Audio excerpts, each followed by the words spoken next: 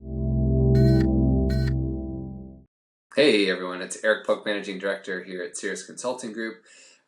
Purpose of this video is specifically about 4 critical business impact considerations when looking at the dental office lease. So we've been now at Cirrus Consulting Group doing this for 26 years, and we've been seeing some trends, especially during the global pandemic with COVID-19. A lot of questions as to what are some of the most important components that I should be aware of within my lease agreement. So the first, number 1, is the lease terms. What specifically are you obligated to? How long is the term? When does that term expire?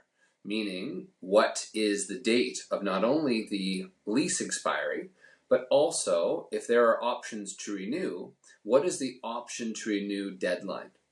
Unfortunately, many doctors forget or don't put in a reminder to remind them that they must submit written notice if they do plan to stay in their location. And typically that's 6, 9, or 12 months in advance of lease expiry to send through the option to renew deadline and the request to exercise that option to the landlord. Another great question now, especially amongst all this economic uncertainty, is who is the named tenant? Is it in your name personally, Dr. Jim Smith, right? Or is it in your corporation, Dr. Jim Smith, LLC, right? Or professional corporation. So that's very important now to determining what happens if you are unable to pay rent or otherwise. What is your exposure? So knowing who the named tenant is certainly important. Number 2, the other main consideration is your monthly financial obligations. So what I mean by that is, what type of tenant are you? Are you a gross tenant, right? Is it a gross lease, modified gross lease, or a triple net lease, meaning that you pay a base rent plus taxes, maintenance, insurance, right? And everything included within common area maintenance, and that could easily stack up to be a few $1,000s each and every month. Ultimately, what is the total expenditure to the landlord? It is important when talking about deferral agreements or different abatements or otherwise that should be captured in a lease addendum. Some other questions that we always get asked are, and that you should be aware of, is what's my rentable square footage versus my usable square footage? Is there a big gap? Am I paying more than what I'm actually able to utilize? And if so, am I paying for the hallway? Am I paying for the common area bathroom? Those type of things can be quite important and relevant. In addition to that, number 3 is default. Right? So default hopefully should never happen. And please, if you can pay rent, always pay rent and pay rent on time. That only helps to increase your negotiation leverage when you come up for renewal, etc.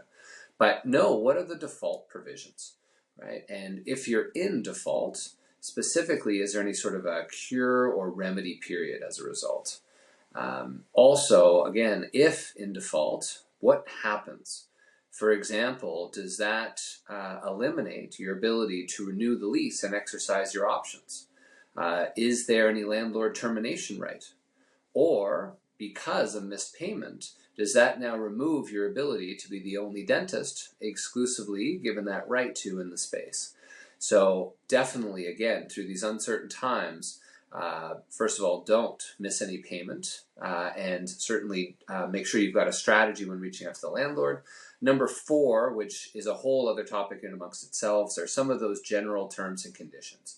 A large questions we get now about personal guarantee, right? Have you given a personal guarantee, meaning that the landlord has the right to make you jointly and severally liable and or any personal assets that you have put as, in essence, collateral into the lease as security to move forward with the lease agreement.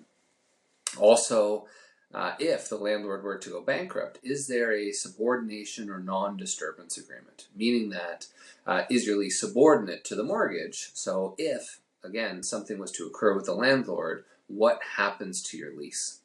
And last but not least is if you're in a situation where you're looking to sell the practice, the assignment and subletting section is arguably the most critical to dictate how the sale of that practice works. Meaning that, does the landlord need to give prior written approval? does the landlord and can the landlord condition the sale of the practice or withhold or delay approval? Also, as in many of the leases out there, the lease might also hold you personally and or continually liable even after the practice is sold. You're still responsible for the lease agreement. So here's my, those are my top 4 in terms of critical business impact considerations when looking through the lease. If you've had any questions about if it is in your lease or what impact that might have, right? Or if it just doesn't quite make sense, please email us a copy of the lease at info@cirrusconsultinggroup.com, right? Or reach out to us directly. Again, my name is Eric Pook, Managing Director at Cirrus Consulting Group, and here is our 4 critical business impact considerations. Thanks very much for your time.